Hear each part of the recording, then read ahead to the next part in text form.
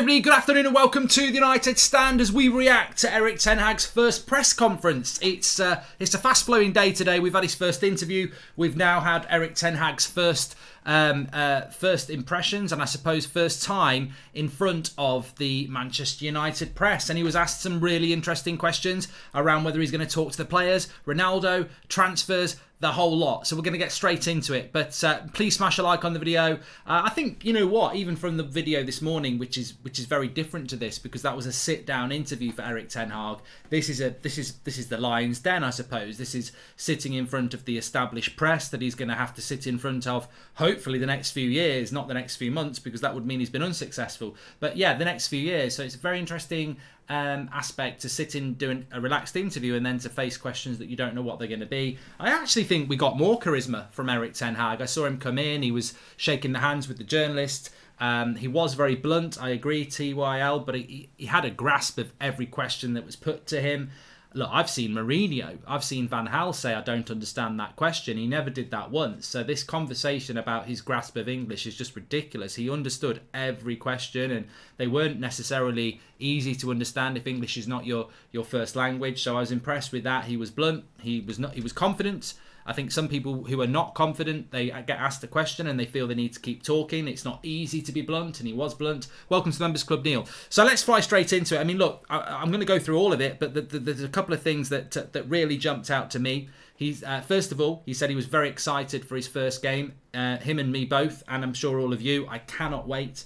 I cannot wait. Look, it might fail. Of course, anything can fail, but the way he plays football, the way he wants to play football, it surely is going to be better than that crap we've just watched. And that is something to be excited about. He also asked about why he was here and whether he'd done his research on United's history. He said, I have done my research on Manchester United's history, but if I'm honest, and I don't want to be disrespectful to United's history, the reason I'm here is there's high potential for the future. And that is why I'm here. And I think that is encouraging as well, because if I was a manager, I would look at Manchester United and go, this is a sleeping giant. It can't get... I mean, it's the perfect time to come in. We've somehow got Europa League football, which is better than Conference League football. So he's got something to work with there. He's got a budget to work with. But nobody can argue that this Manchester United side is at its lowest point it's been in my lifetime, probably many of your lifetimes. The only way is up. It's a great opportunity to come in. I think coming in after Sir Alex for Moyes was probably always going to fail. Even Van Gaal, it was still probably going to fail. And then we've never been at a point as low as this. It's the perfect time to come in for anybody because you can only get better, essentially. Do you think we should sell Bruno, says Kiri? Well, I've done a video on that. We'll talk about that a little bit later. Jack, welcome to the Members Club. And then the second thing I really liked from this interview was the players. He was asked about whether he's going to speak to the players this week. I think every question I wanted to get asked of Erik ten Hag did get asked of him today. And I really wanted to know whether he was going to speak to the players this week. He also spoke about Rangnick, which I want to get into in a few questions' time. I mean, quite interesting. You could read what he said about Rangnick two ways. He either does want him here and he's just been a bit blunt, or he doesn't want him here and he's been a bit blunt. But we'll talk about that. But he was asked about whether he's going to speak to the players this week. Joshua, welcome to the Members Club, and he said that I'll speak to them in the future. They need to go. They need a break and they need to go and reflect. And I think that is probably quite a wise move, because this is probably one of the big topics that we knew were going to come out from this press conference about. Is he going to speak to the players this week? We know he's going to speak to Rangnick. We know he's going to be speaking to the board. We know he's going to be talking about players. This probably, and I mean, it's not definite, but this probably gives the most encouragement out of anything, because if he's not speaking to the players, but he is going to speak to Rangnick and he is going to speak to Murta and he is going to take his own thoughts from that, then there's no player that can get into him and try and, basically we want player power to stop. If Ralph Rangnick was speaking to him today and then he started to speak to players tomorrow and Wednesday, Thursday, he gets Rangnick's thoughts, then he gets the players' thoughts. This is really good because he's not going to get the players' thoughts for 4, 5, 6, 7 weeks, and they're going to go off and reflect. It's like when you're angry, isn't it? When you're angry about something, you want to vent. But if you're not going to get a chance to vent for 6, 7 weeks, it's very hard to stay angry and moody for 6, 7 weeks. Whereas Rangnick's going to get into him straight away. So I think this is a real positive for the club, United, and it's a really good reflection of Erik ten Hag's ability to solve problems, because I wouldn't want to talk to the players this week. I'd be like, you've had a bad season, go off and reflect. I'm going to talk to the manager, I'm going to speak to the people in power, because you aren't in power. I don't want to listen to who's Because what you're going to get from United players, I'm really going to try next season. He was causing the trouble, not me. I'm not interested in that. I don't want to carry your dressing room problems into next season. I'm trying to build something new. If you want to be part of that, you better come back to pre-season positive and show me, because I'm not interested in your moaning. I'll speak to somebody else about that. Really enjoyed the way he controlled the narrative. Roll on 12th of July for the first pre-season game against Liverpool, says Joshua Bowwater. Job, thank you very much for joining the members club. He seems to have an aura about him, deliberate and precise with his answers, goes hand in hand with his nerd-like coaching methods. I'm impressed, says Mike Smith. And welcome to the members club, Morton. Thank you very much for joining. So yes, he will not be speaking to the players this week. This is a positive. It really is, because he can now get to work. And it also means that certain players will either have a future or won't have a future based on his assessment over the next few weeks. There's not going to be any chat with... Look, let's imagine he sits down with Rashford. Rashford, what's gone wrong this season? Well, I've not been played in the right position. I don't like the coaches, and this, that, and the other. What are you going to learn from that? Learn from their performances and go, right, I don't care about the personality. I'll find out about that in a few weeks, but I think there's something there. I'll have a chat with him in a few weeks. I think this is the way to go, so I'm quite impressed with that. I really am. Anyway, let's go through some of the stuff that he went through. As I said, he shook hands with all journalists. He said he did speak about the captaincy and he did speak about Ronaldo. We'll come to that and the Rangnick thing in a minute. Love Ten Hag's blunt responses. Long live the new King Eric, says Chris Judge. So he said to as an opener, he was asked to open up the interview, the press conference. He said, look, give me energy. I'm looking forward to the new season. This is my new home and I want to achieve success. He was then asked about his first thoughts on the job. He said, look, my job at the moment is to analyse and observe. I'll keep that to myself and I'll draw my own conclusions for now. So he didn't want to go into depth about what he thinks, which he thinks is good.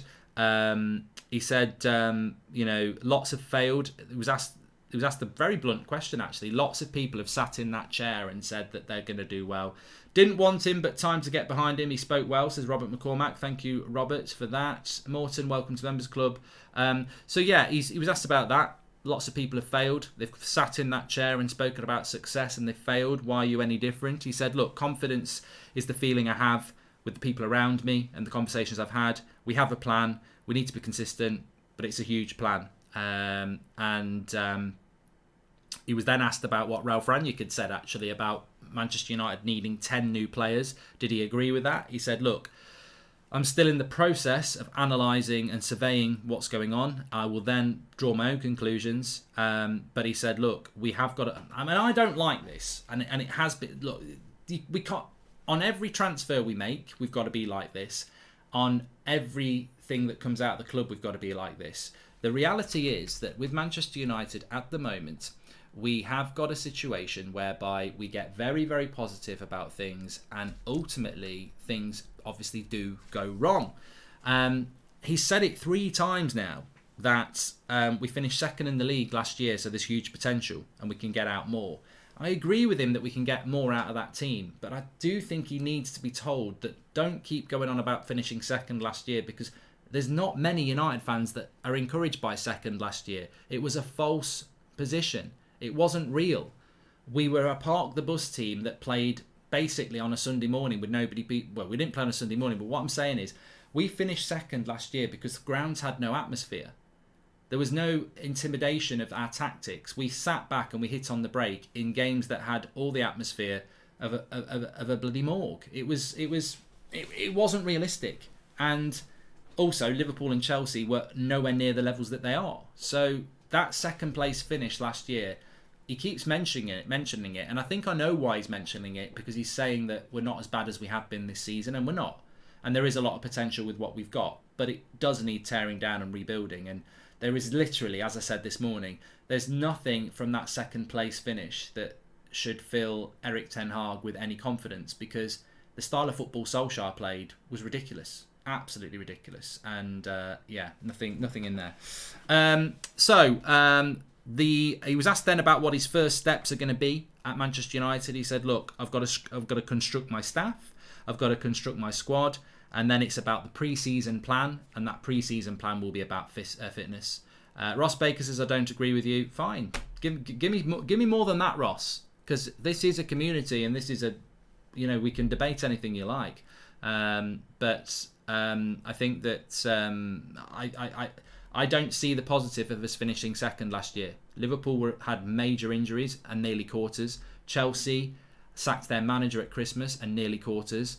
And the football we played was abysmal. It was counter-attacking football with a back six. So I don't see what Erik ten Hag can take from that second place and go, I can use that. He's got to start afresh. What are you having for tea tonight? I don't know. Actually, I don't know, Pap. I don't know. Anyway, so yes, look, my first steps are to construct a staff, the squad, pre-season plan, and we have a concept there to work with. So strategies. I mean, you can tell this. You could watch Erik ten Hag for 2 minutes and tell me what Erik ten Hag's all about. I guarantee he's got a mind map. I guarantee he's got a strategy. I guarantee it's all on a board. You know, he's not one of those managers who goes, "Oh, let's just see how it goes." He will have a plan. He will have a plan of what can be achieved. I mean, he spoke about Pep and Klopp, which we'll come on to in a minute. He sounded like someone who isn't fully aware of the task ahead, which is the only thing that slightly worried me. He's in for a rude awakening, says Simon. Well, that's the sort of common... Yeah, he did speak about the captaincy as well. We'll talk about that in a minute. And Ronaldo, and he spoke about Rangnick, which is very interesting. But I do agree with that. I think that's a really good comment from Simon. And it's in fitting with where we need to be as a football club this summer. The mention of second place is irrelevant. He could be using that just to say there is potential and the seasons were not as bad as we have been this season. But there also could be a naivety, and there has to be an expectation that there is a naivety. He'd never been to Old Trafford. Today is his first time at Old Trafford. So has he analysed United as much as we have as fans over the last few years? Of course he's not. He's been Ajax's manager. He needs to analyse. He needs to observe. He maybe needs to go back and look at like last season, not the season just gone, the season before, because there will be naivety there, and maybe people are telling him that, and he needs to find out for himself that, you know, the fans are fully aware that talking about second place last year is not going to help you next season. There's not a lot to learn from a year ago.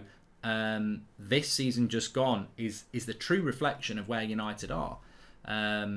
He spoke himself about history. It's about the future.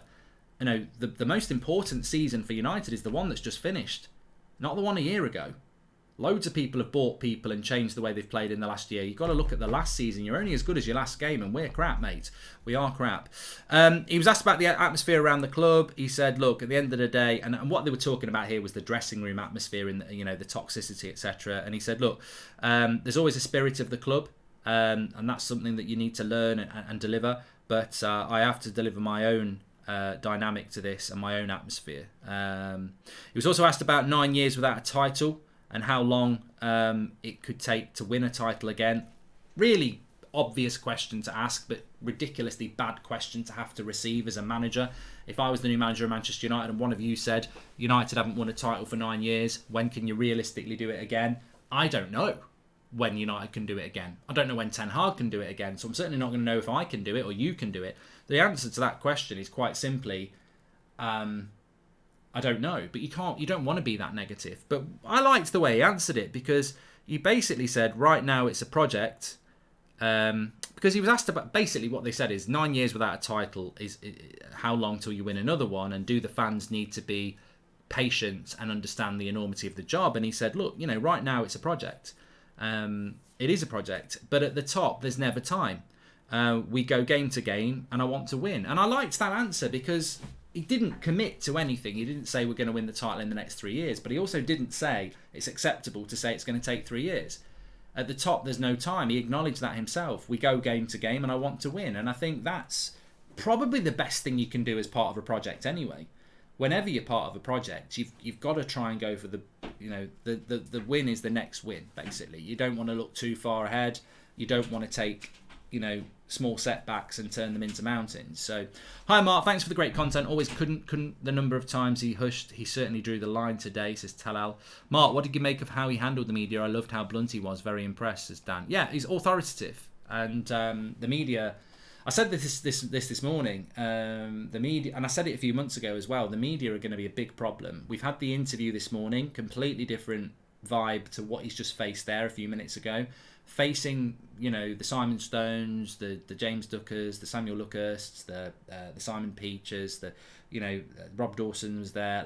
These journalists are going to be there week in, week out. And these are the people, he will know this, these people can make his life easy, they can make it difficult. I personally think that United media journalists don't react that well to coaches that are outsiders. And what I mean by that is they're not ex-players, they're not British. I think that they don't really know a lot about Ten Hag, and that can be. I'm not disrespecting the journalists there. I don't think they actually know a lot about Ten Hag, so they're finding out themselves. And some of them might walk out of it and really go, "Oh, I'm encouraged by this." Some of them might be a bit blunt. And obviously, we're dealing with human beings here, and if they take a dislike to him, then their slant of articles could go against him. And I don't think that's going to happen now because they wouldn't be received well. But it's an interesting dynamic because the fans are most important, but the way the club acts, the way the media acts, the way ex-players act, it's interesting. Thoughts on Kamara going to Villa? Great signing for them, in my opinion, says Himpu. I'm an optimist, but I have a gut feeling that we're going to struggle to make top 4 next season, even if we sign 10 new players, simply because every other team around us is going to be stronger, says Pritam. It's a massive job. Emmanuel says, I think Eric has been briefed on how to handle the British journos. He's very straightforward and direct in how he speaks. I don't think he's naive, says Emmanuel. And Simon Jordan and Danny Murphy on TalkSport saying his press conference was boring and uninspiring. What do they want him to do? Dance. It's about football, says Chris. Well, I've been on TalkSport. I've presented a show. I've said to them anytime they want me to sit down and have a chat with Simon Jordan, I'm more than happy to. And I'd love to have a chat with him about that and put him in his place, because at the end of the day, I think sometimes he's just miserable and antagonistic for no reason at all. I thought, I've been a United fan all my life. Most of you have. I've watched numerous press conferences, and to be honest with you, I thought Solskjaer's were terrible. I thought David Moyes' weren't great. I thought Van Gaal was a bit of a comedy act. Mourinho I always found box office, and ultimately I don't care if his press conferences are like that every week. It's about what we do on the pitch. It's about what we do on the pitch, and anybody who's attacking him for an interview or a press conference is a fool. Hi Mark, on my 3rd month as a United Stand member, this is just what I need to hear from Ten Hag, straight to the point and knows what needs to be done, says Thomas. Thank you. So, yes, he was asked, look, we're going to get to the good stuff now because about Rangnick and Ronaldo and Maguire, but before I get to that, he was asked a question about whether his reputation is on the line. It's a big job. He said, I don't see it as a risk. There's great history at this club, but let's make a future. Day to day we analyse. I'm ready for the biggest league in the world. And I think that, again, it's very easy to realise that Manchester United are a massive club, but this is also a massive risk for Erik Ten Hag. And I think that ultimately he's excited about it. I think most managers would be very excited about it. And we take it from there effectively. We see what happens.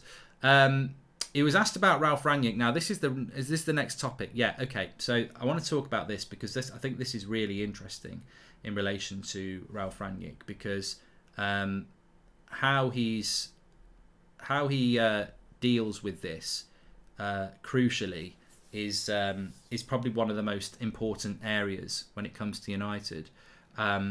So he was asked about Ralf Rangnick, and if you listen to what I'm about to say here, I'm just trying to get the quotes up. If you listen to what he's got to say here, it's really interesting because I think you can read it both ways about Rangnick. I mean, he was very firm in relation to who's in charge, and he's in charge, and he mentioned this numerous times. But also, I don't necessarily think it's a negative. So he said, he was asked about Rangnick's been very vocal about what's wrong at the club, and sorry, let me just get that right.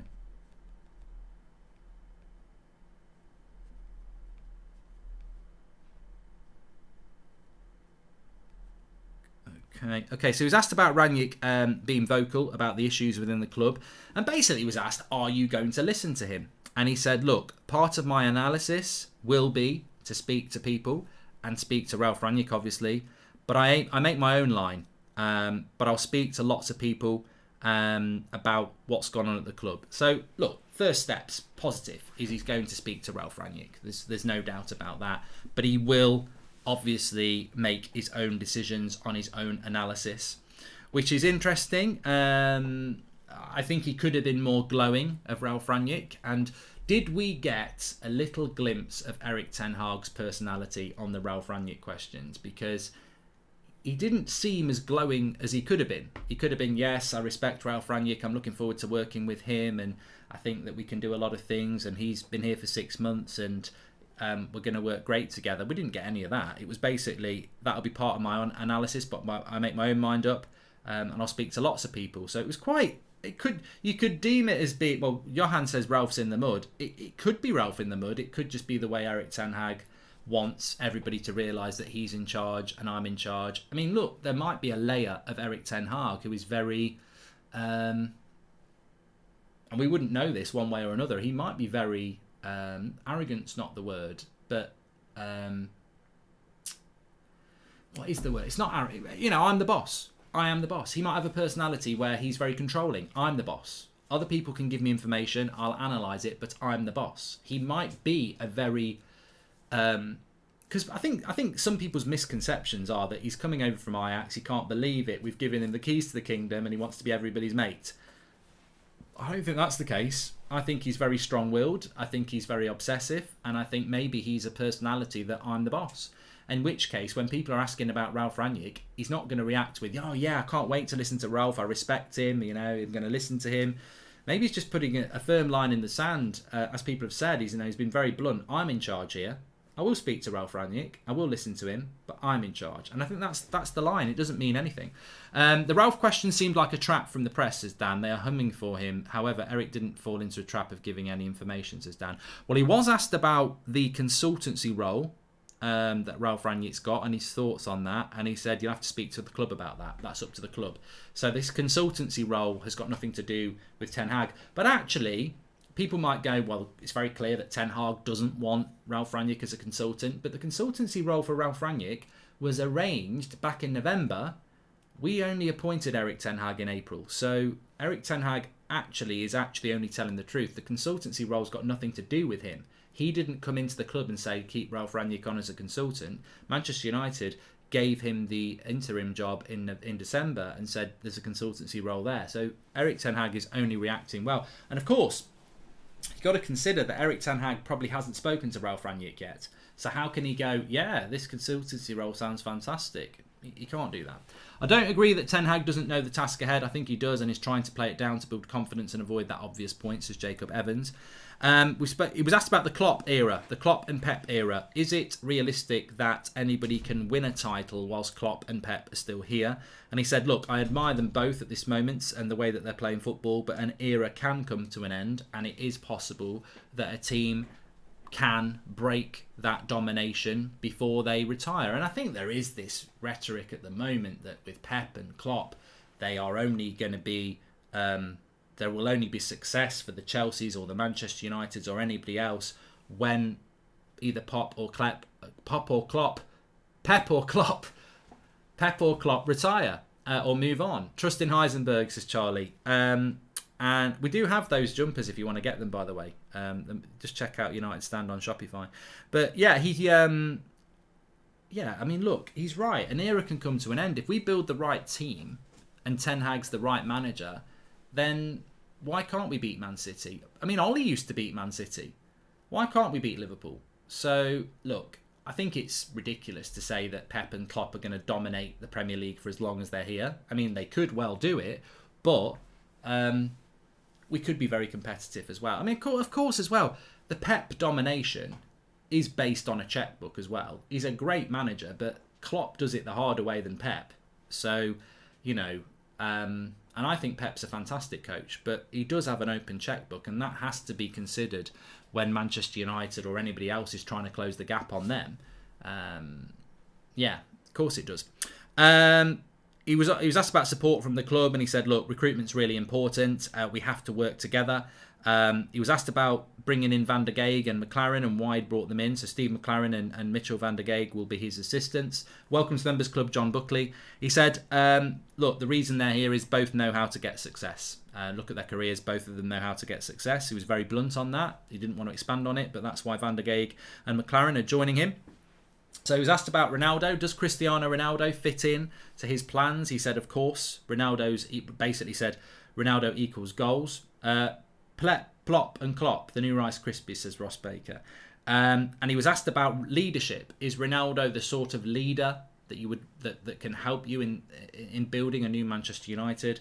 And he said, on leadership, I talked with Ronaldo first. And obviously he's not going to be talking with Ronaldo until July.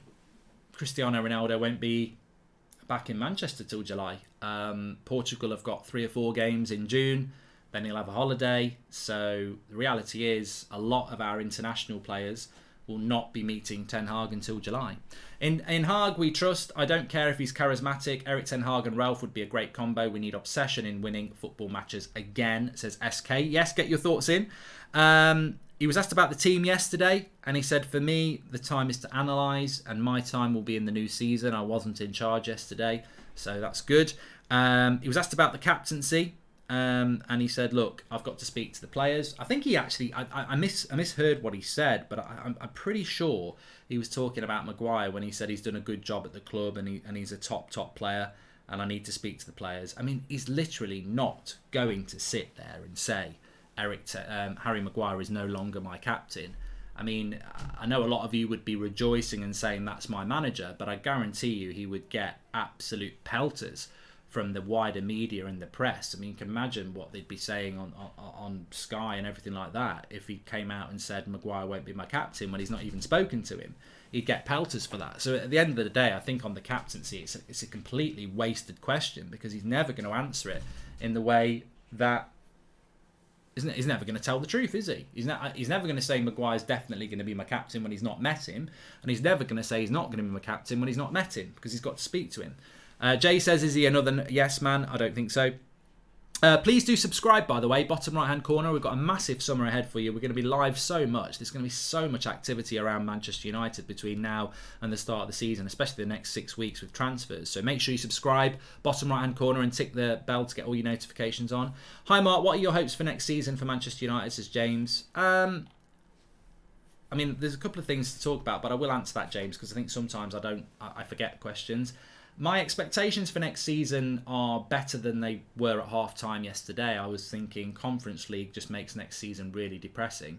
I know people don't want to be in the Europa League, and I'd much rather be playing Tuesday, Wednesday European football than Thursday night football, but we were going to be playing Thursday night football no matter what. I'm very, very, very grateful to Brighton that we're not in the Conference League. It's got nothing to do with our players, why we're not there. And I think that the Europa League... Man United haven't won a trophy for 5 years. That's a disgrace. And we need to be in the Champions League next year. We can do it through fourth. Third would be great, but we can certainly get fourth. And we can do it through winning the Europa League. We've got to go all out for top 4. That's got to be the main aim next season. Let's not mess about saying an FA Cup or a Carabao Cup would be nice. Liverpool and Chelsea contested that, so winning the Carabao Cup or the FA Cup, I think, is probably harder than winning the Europa League, you could argue, because you're going to have to beat a Liverpool or a Man City or a Chelsea. So I think next season I'd be looking at fourth place. That would be an expectation. And I really do think we need to go and win the Europa League. I don't see why we can't win the Europa League. And I know from here we couldn't win the Europa League. That team that played yesterday or last season, that it's not good enough. But I would like to see us go for the Europa League because you can win a trophy and reset that 5 years.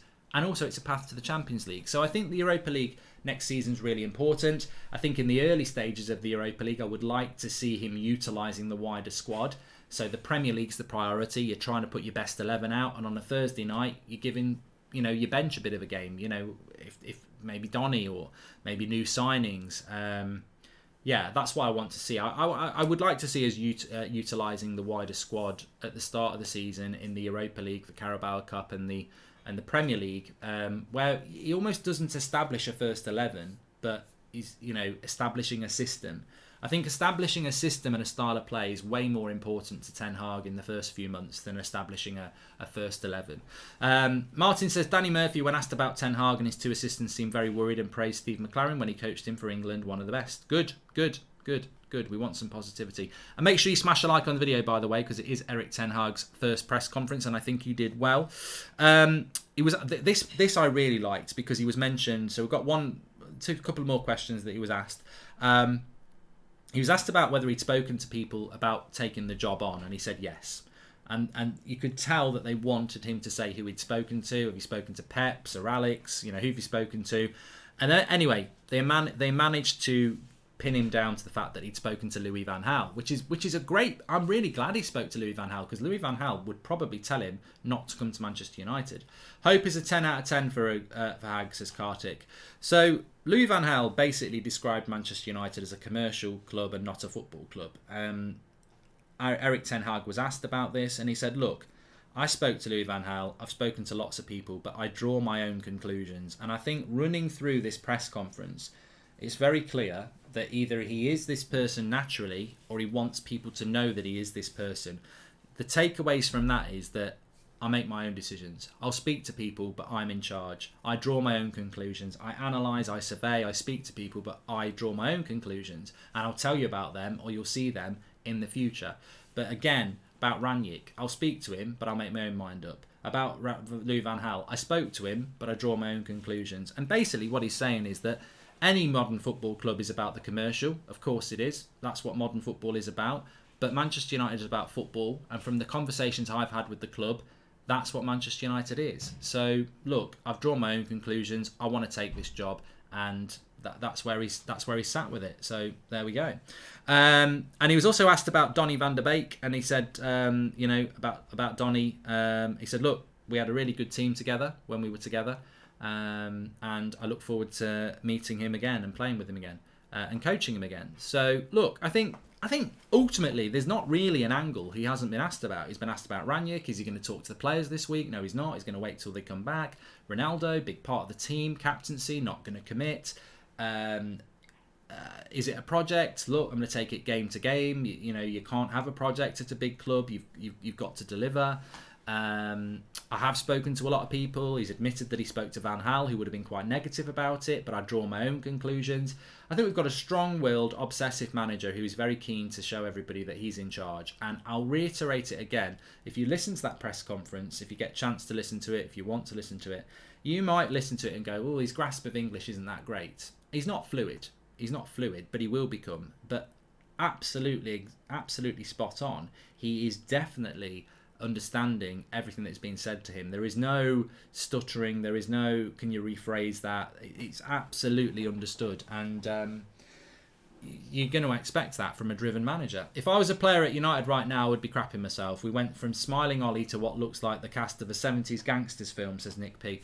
I think it's going to be intimidating. I think whether he's doing it by design or whether it's by discussion and strategy, by not speaking to the players, he isolates them. He leaves them with their own thoughts. And these players who've got relationships in the dressing room, the toxic ones.